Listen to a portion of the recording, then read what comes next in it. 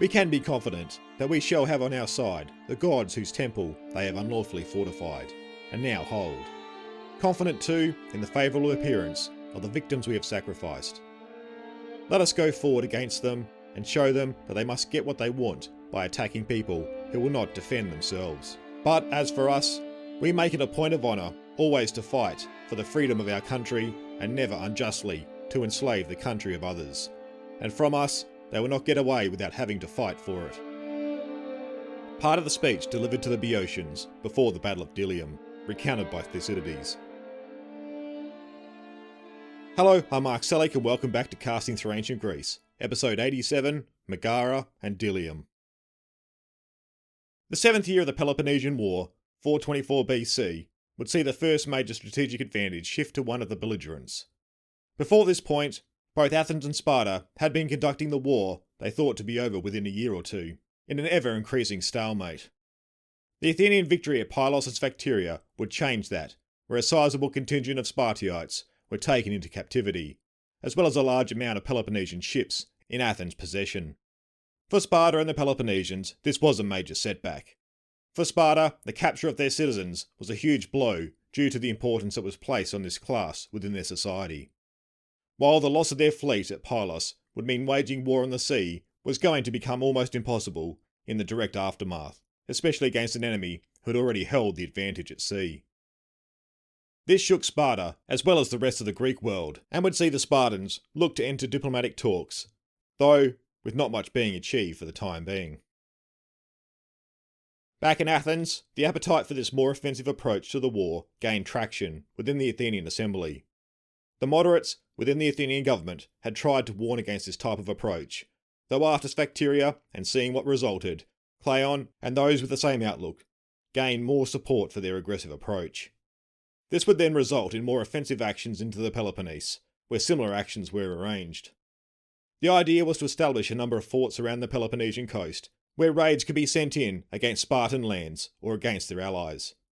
Being so close to the Peloponnese and in established positions, these operations would be able to take the Peloponnesians by surprise, as they would be launched at any time, in any place, with very little warning.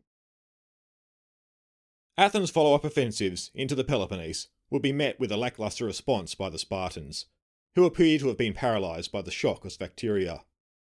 It seems likely that Sparta would have been dealing with a great debate on how to proceed within their own government structure, but we are left to speculate on this point since we are given no insight.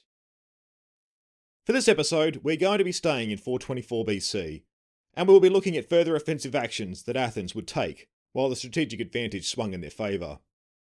We have covered over actions that had been directly targeted at Sparta, but now we will see Athens look to target their allies. Although the advantage was with Athens, they were looking to increase this advantage by attempting to take Sparta's allies out of the war. This would be done to secure Athens from any further invasions, while also removing the threat of powerful allies who could attack from other areas outside the Peloponnese. For the first part of the episode, we will be focusing on Athenian actions against the polis of Megara, who, as we have seen, held a vital position heading into the Corinthian isthmus. If this position could be secured, then it would be much harder for the Peloponnesian army to march out and invade Attica. For the second part of the episode, we will then turn to the Athenians' push into Boeotia, and attempt to counter Thebes, who had their eye on creating a Boeotian League under their command. The result of this push would see a large set-piece battle take place at Delium, where a shift in tactics amongst the hoplite armies would take place, and where we'll also get some reports of a strange device being used against the Athenians. If Athens could separate these areas from the Peloponnesian League, then Sparta would become more isolated, and less options open to them. In their current state, this would put the Spartans in an even worse position while trying to conduct diplomatic negotiations. As we have seen in the series, Megara had been a part of both the Delian and Peloponnesian leagues at different times. Before the First Peloponnesian War, they had been a member of the Peloponnesian League, but due to disputes with Corinth, they would defect to the Delian League, which would be one of the contributing factors to the breakout of the First Peloponnesian War in 460 BC. However, after the 30 Years' Peace was made, Megara would be forced to return to the Peloponnesian League. Megara would once again become a focal point of both Athens and Sparta as tensions between them increased. It lay on the Attic side of the Corinthian isthmus and was recognised as a strategically important position. If Athens held influence or had control of the city, it would make defending their lands far easier, and make it far more difficult for an invader to come out of the Peloponnese into Attic territory. For this reason, Sparta looked to also exert influence here, as their plans, if war was to erupt, was to march this land route into Athenian territory. For Sparta, as well as other Peloponnesian cities, Megara was also important from an economic standpoint. Megara had good trading relationships with many cities and islands throughout the Aegean, many within the Delian League. This trade network would then extend into the Peloponnese from Megara, effectively seeing goods from the eastern Greek cities make their way into the Peloponnese via Megara.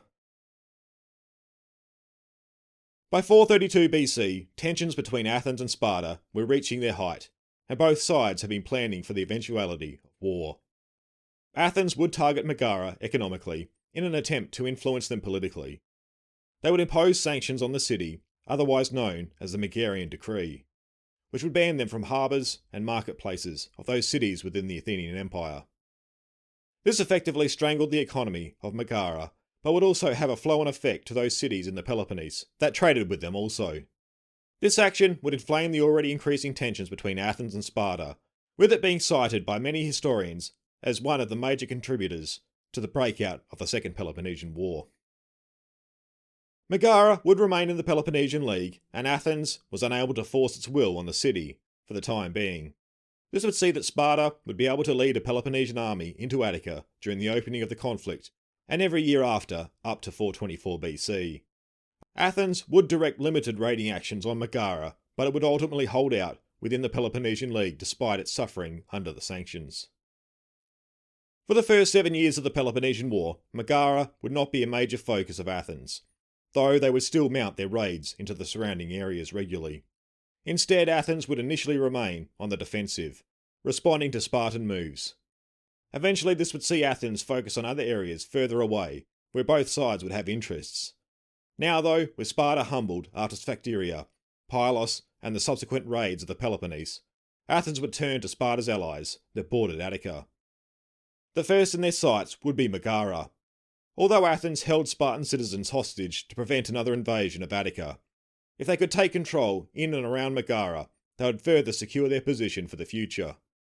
Also, by knocking out key allies of Sparta, they would ensure Sparta would be left with reduced influence at the negotiation table. With the economic strain that had been affecting Megara over the years, tensions within the city had seen that the Democrats had sent the oligarch faction members into exile. This development had caused some concern for the Peloponnesians, who had stationed a garrison nearby at Nicaea to keep watch.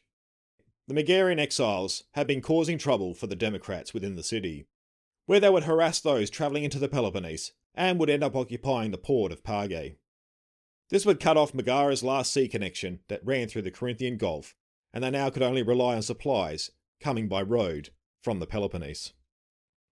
However, the exiles and suspicions of the mostly oligarchic Peloponnesians would see this was not the most cooperative relationship.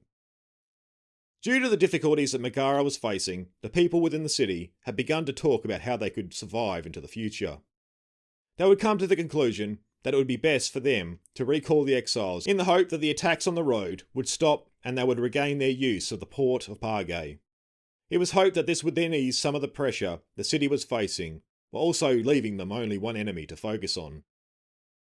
This recall of exiles had taken place outside the authority of the democratic leaders of the city, and they now began to worry about their future with their return. The democratic leaders saw things the other way to the people. Instead, they now deemed it was best to hand over the city to Athens, than rather have their rivals return to Megara. As you can probably see, the two sides had very different motivations for their views. The people were suffering under the conditions of the sanctions that had been made worse by part of their population being exiled. The leaders, on the other hand, were more worried about their position and future, given how they treated the exiled citizens. With these concerns of the leaders, they would now enter into talks with the Athenian generals. This turn of events in Megara had now seen a new opportunity to take control of the city for Athens, and instead of the regular raids that were conducted each year, they would be able to make a more direct attempt of removing the city from the Peloponnesian League. With the democratic leaders of Megara, the Athenian generals Demosthenes and Hippocrates would devise a plan to take the city. As we have pointed out, a Peloponnesian garrison had been stationed at the port of Nicaea to keep watch over the Democrats of Megara. So the first Athenian moves would be to occupy the long walls connecting Megara to Nicaea. This would see that the Peloponnesians would be blocked from coming out to support the city. Then once this was achieved, the Democrats then planned to hand over the city in an act of betrayal. It appears the plans made with Athens were done secretly. This would make it seem as though the Athenians were acting on their own accord. Once they achieved their initial objective of the long walls and made demands on the city, the Democrats would then be able to take steps to see that the Athenians could capture the city. The Athenian fleet would sail for the island of Minoa, just off the coast of Megara, with 600 hoplites under the command of Hippocrates. From here, these forces would establish themselves in a quarry which had been used to create the stone walls connecting to the port and city. A second force under the command of Demosthenes would come overland and set themselves in ambush even closer to the port of Nicaea, where they could observe the gates. With the Athenians ready to take their initial objectives, the plan would now be executed. The plan was to ensure that the port gates would remain open long enough for the Athenians to enter from their positions. This would be achieved through a routine action the Megarians had undertaken regularly to confuse the Athenians, who had been observing the Megarians from Minoa previously. They had been in the habit of taking a boat from Nicaea down to the water, acting if they were going to go on a raid. After dark, they would then carry the boat back up to the port on a cart, back inside the gates. This was supposed to have confused the Athenians, who were blockading the Megarians, as when daylight came, the boat would no longer be seen on the water. This then giving the impression the Megarians had slipped the Athenian blockade.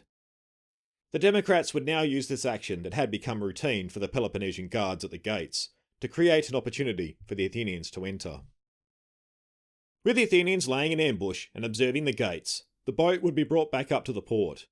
The guards would open the gates as usual, but this time the Athenians would rush towards the gates, while the boat prevented them from being shut. To ensure the boat would block the entrances long enough, the Megarian Democrats would set upon the guards from within the walls, killing them. With the commotion taking place, those Peloponnesians nearest to the gates would now react and attempt to repel the attack.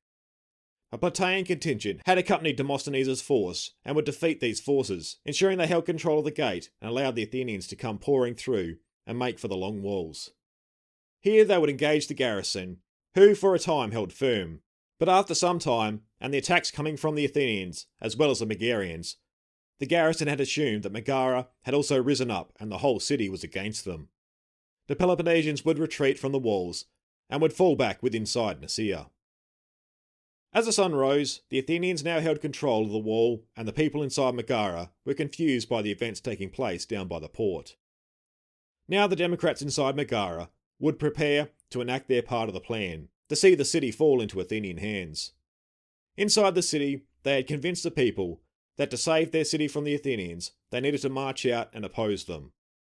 It had been prearranged that when the gates to the city were opened, to allow everyone to march out, the Athenians would also rush these gates.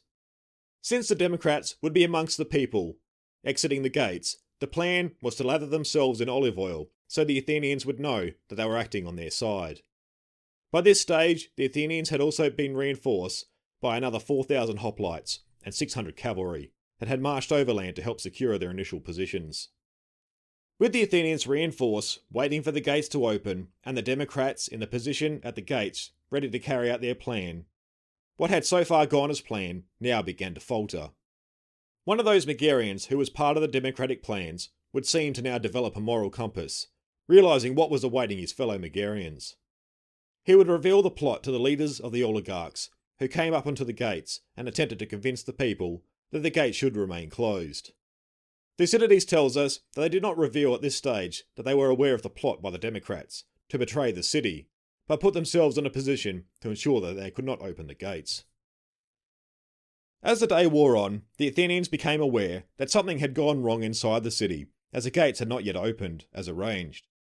It became apparent to the generals that they were not going to be able to take the city by assault. So instead, they would focus on trying to take full control of Nicaea from the Peloponnesian garrison by blockading it. The thought was that if they could capture the port before help could arrive, that Megara might surrender to the Athenians. Athenian preparations were carried out for the rest of the day, and by the next, the Peloponnesian garrison had become very concerned at their position. They had no supplies or food, as this had usually come from Megara itself. They also felt completely isolated and cut off from any chance of rescue. Remember here, the garrison had been under the assumption that they were under attack by not only the Athenians, but also the whole of Megara. With these concerns, the garrison would take the decision to surrender on terms with the Athenians. Athens now held Nicaea and would go about demolishing the long walls at the point where it met Megara.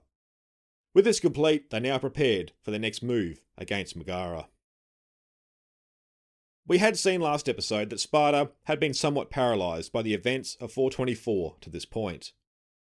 This seems to have been a general perception, as the forces would be split into small detachments sent all over the countryside in an attempt to counter Athenian moves. However, these forces would be too small to have any real effect.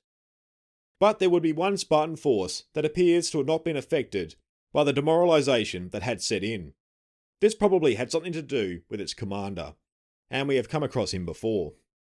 This is, of course, Brasidas, who in Thucydides' account comes across as a commander always looking to take the initiative. Brasidas at this time happened to be in the area of Sicyon and Corinth, as he was preparing to gather forces to lead into Thrace. This appears to be one example of the Spartans looking to take the initiative. However, as we will see, only a modest number of Spartans would be involved. Brasidas had gotten the word of the fighting around Megara and became concerned with the Peloponnesian garrison at Nicaea.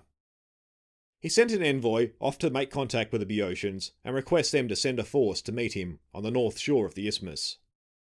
Brasidas set off with a force of 2,700 Corinthians, 600 Ciconians, 400 Philisians, as well as the troops that had already been under his command. He had intended to make for Nicaea as quickly as possible to relieve the garrison, but upon arriving in the area, he discovered it had already fallen, so changed his approach. The army made its way to the coast, where it was to meet the Boeotians and establish their camp.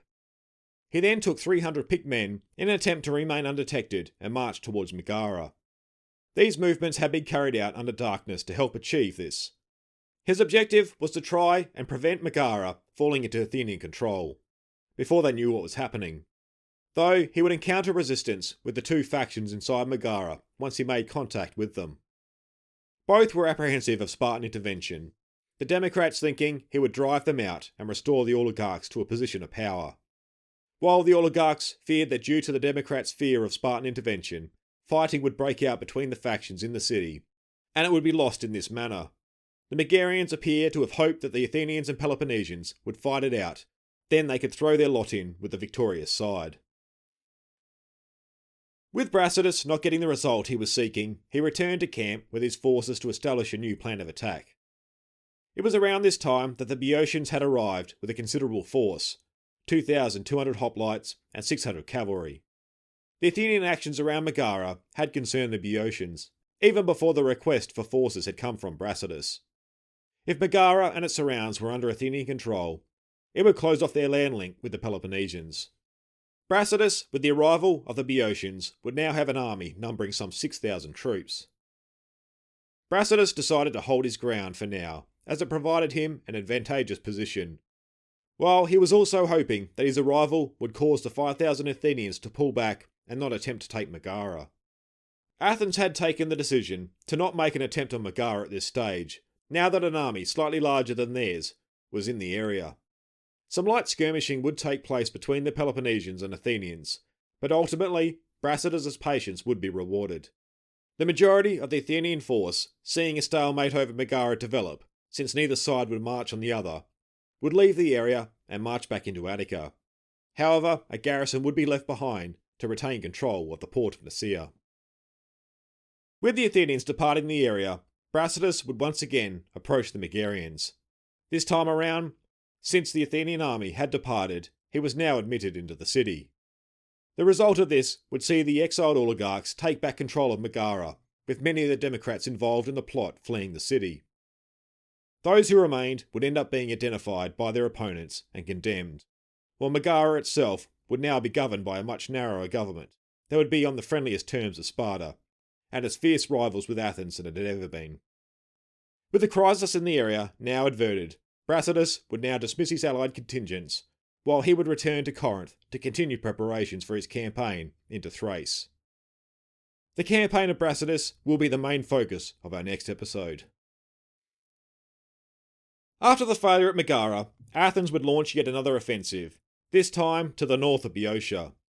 This Athenian push north would, it seems, have been conceived around the same time as the plan on Megara, with both having a similar objective, the main idea being to defeat and have Sparta's allies capitulate to the Athenians. Both areas were also important to secure, as they were on the border with Attica. Megara was to try and prevent easy access for the Athenians into Attica, while securing the Boeotian border would prevent Athens being attacked from the north, draining resources away from the focus of the Peloponnesians. This plan appears to have been designed to further isolate Sparta, while at the same time making Athenian borders even more secure. If this could be achieved, it would put Sparta in an even tougher position when negotiating with Athens. Even though the first part of the plan against Megara failed, it didn't stop them from carrying out the second part.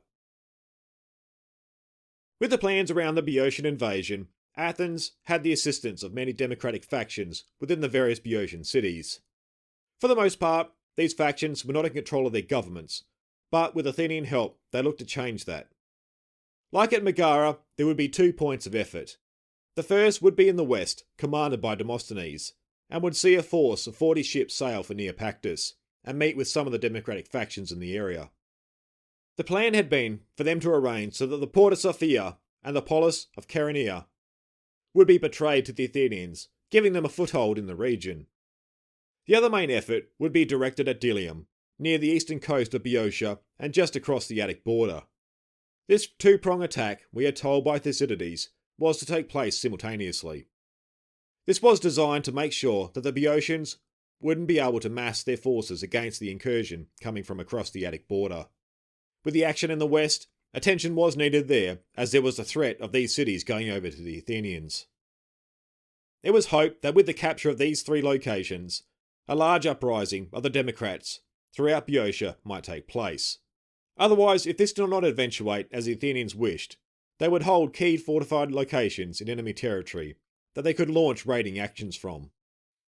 These bases would also serve as locations that those Boeotians opposed to the current regime could find refuge. This would set up a similar situation that had been taking place around the Peloponnese. So this was the plan to take place, and given the period of time it was taking place in, and the distance between the 2 main efforts, there seems like there could have been a lot that could go wrong. And that it did. Although the planning took place, and the fleet had sent out during the summer, it wouldn't be until the beginning of the winter that the Athenians would begin to take action. Thucydides doesn't give us much in the way of why it took a number of months from the fleet sailing for them to act in the west. He simply states that mistakes were made about the dates on which the 2 forces were to set out. But, as Donald Kagan suggests, problems may have arisen due to the democratic factions in the west not being able to secure the support they needed in the time frame first outlined for the cities to be handed over to the Athenians. With such a delay occurring and Demosthenes relying on a number of allies in the region to bolster his Athenians, the risk greatly increased that his plans would not remain secret. Demosthenes would learn, when finally sailing onto Sophia, that his plans had made it to the ears of the Boeotians. The Athenian plans were betrayed by a Phocion to the Spartans, who then ensured the Boeotians were aware of what was being planned by the Athenians in the west. With this knowledge, Boeotians from many cities were sent west to help shore up these areas that were the target of the Athenians. They were able to achieve this mobilization without much drama, as the Athenian forces commanded by Hippocrates had not yet crossed the border into Boeotia. The result of this would see that Demosthenes, when arriving at Sophia, was unable to take the port. Both of Athens' targets were greatly reinforced, and once Demosthenes worked out the plans had been betrayed to the enemy, the campaign in the west stalled. Finally, Hippocrates set out with his army and made for Delium, though this movement took place after the Boeotians had already returned from the west.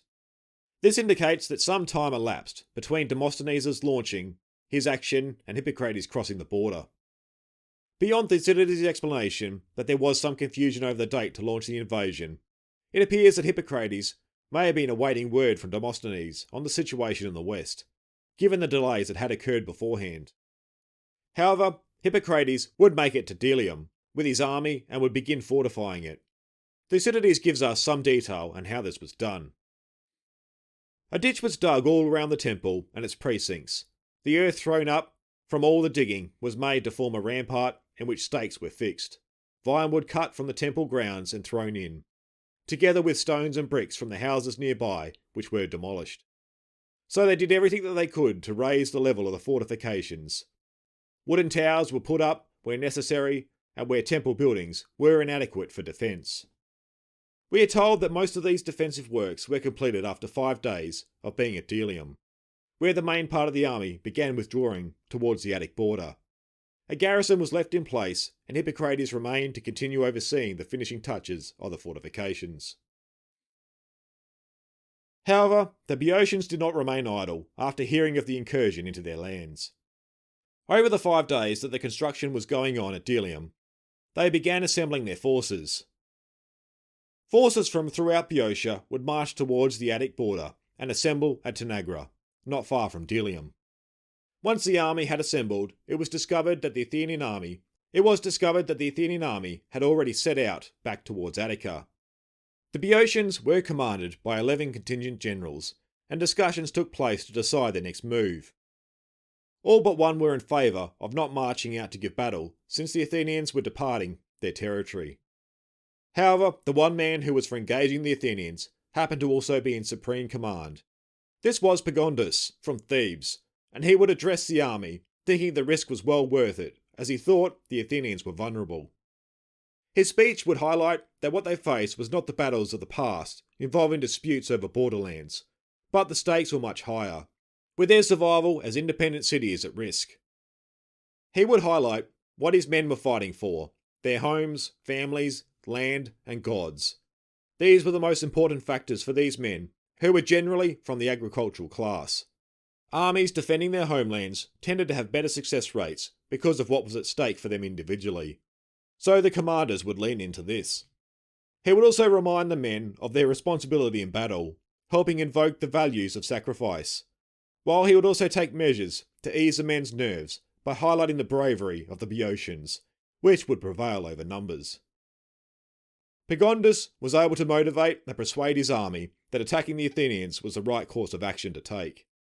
His men had already been gathered in companies with their weapons, so he was able to set out at once towards the Athenians. Although the Athenians had turned to make their way back to Attica, the hoplites had rested, establishing a camp, and it's this part of the Athenian army that the Boeotians would march on. Hippocrates, still at Delium, would receive word of the Boeotians on the move. He would send orders for the hoplites to form up in line of battle, where he would then set out to join with the army. He would leave in place at Delium a force of 300 cavalry to guard against the attack there, or if the situation arose, to intervene in the main battle.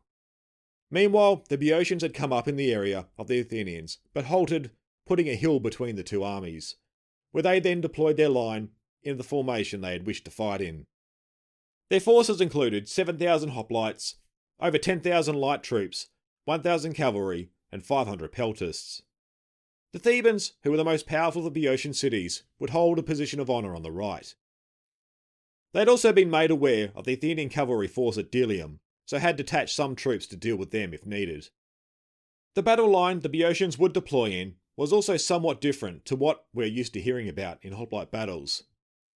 The main part of the battle line would be composed of the heavier hoplites, but on the wings we are told that the light troops and cavalry would be positioned. This would see that during the battle they could attempt to threaten the Athenian flanks while their line was engaged. Another difference we hear about is to do with the depth of a hoplite contingent. From most accounts we hear, hoplite phalanxes would usually deploy 8 ranks deep.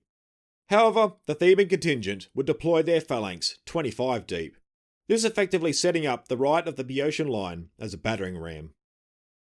The Athenians on the other side of the hill had also deployed their line, as Hippocrates, who was now with the army, had ordered.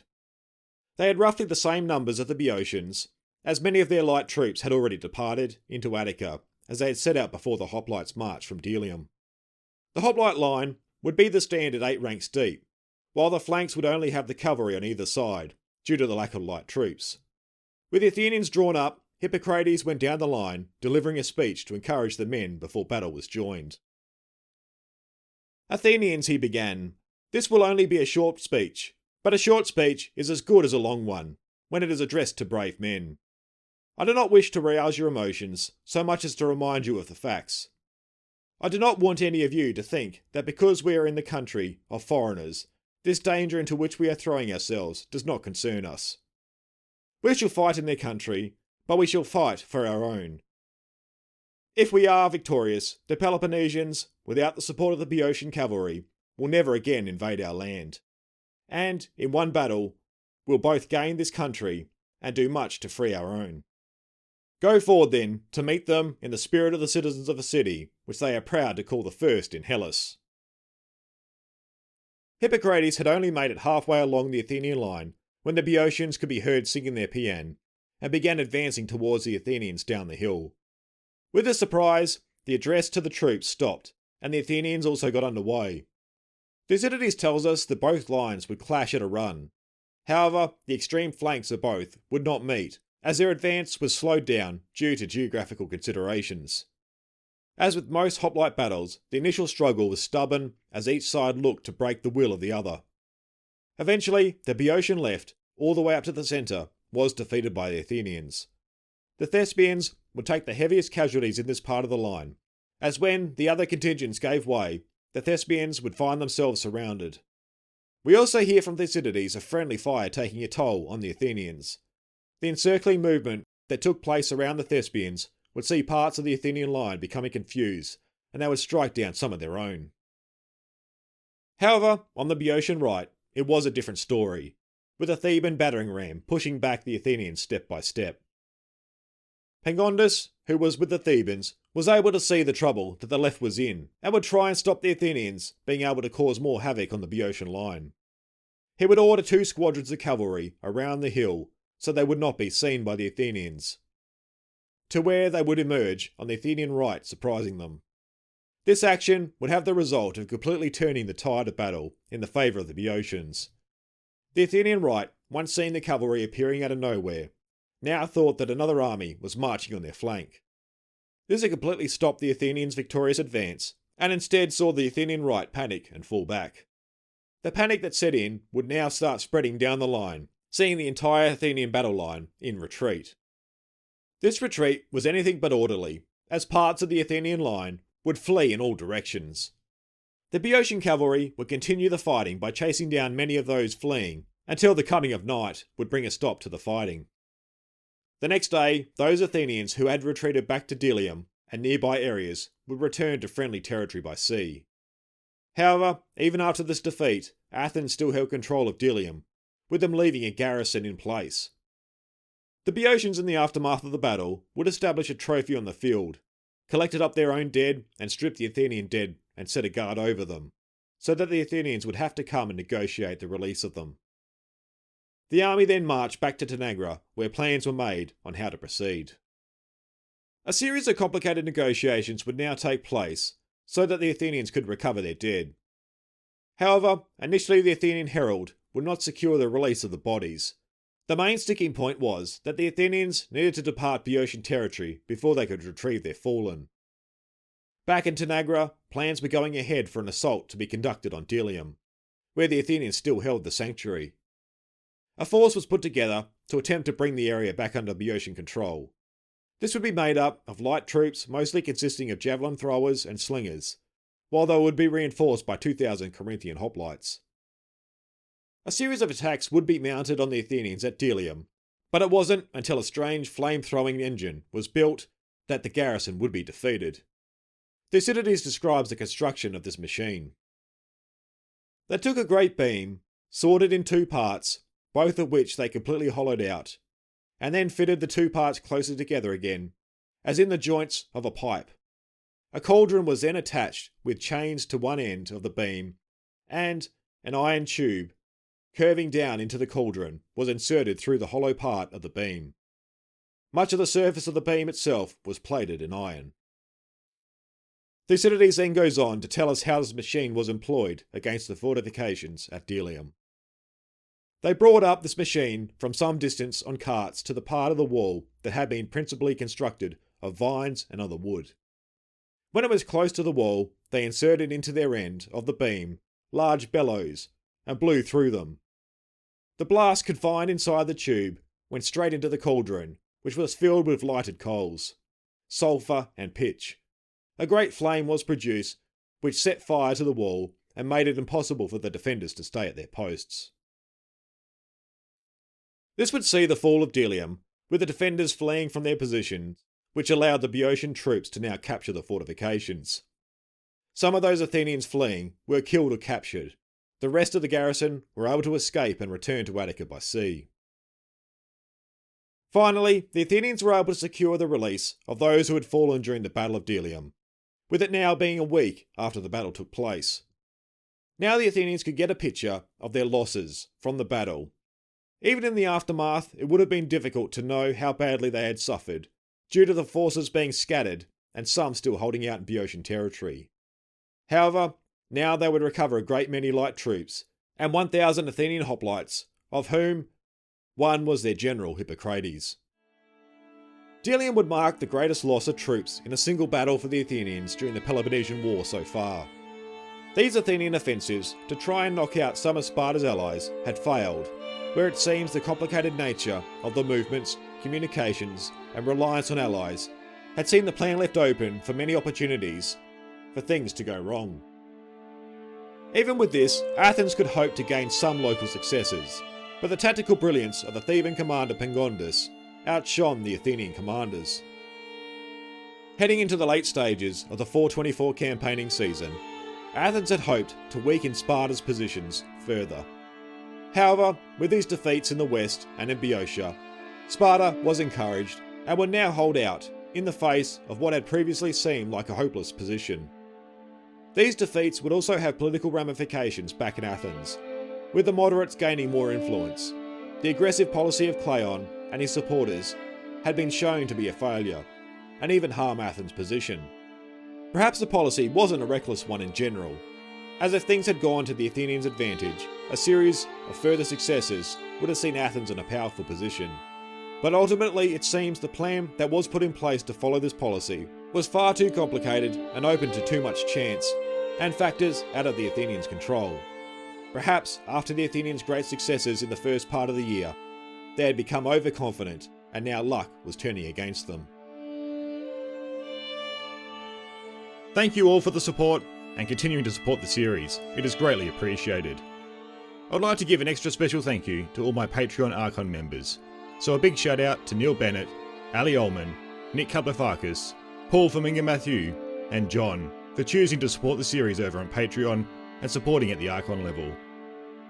If you've also found some value in the series and wish to support the show, you can head to www.castingthroughancientgreece.com and click on the Support the Series button, where you can find the link to Patreon, as well as many other ways to support the show. Be sure to stay connected and updated on what's happening in the series, and join me over on Facebook or Instagram at Casting Through Ancient Greece, or on Twitter at Casting Greece.